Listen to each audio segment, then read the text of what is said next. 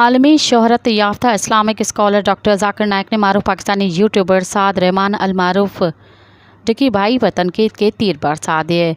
इन दिनों डॉक्टर जाकिर नाइक पाकिस्तान के दौरे पर हैं और गुज़िश्ता दिनों कराची में गवर्नर हाउस सिंध में इज्तिमा का इनेकाद किया गया था, जिसमें अवाम की बड़ी तादाद ने शिरकत की थी।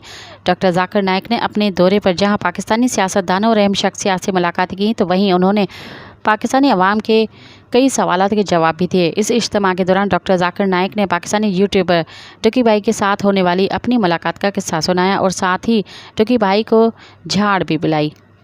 डॉक्टर जाकिर नाइक ने अपने बयान में कहा कि एक यूट्यूबर ने मुझे कहा कि इस दुनिया में 3 लोग उसे बहुत पसंद हैं और वो तीनों लोग ही उसके आइडियल हैं।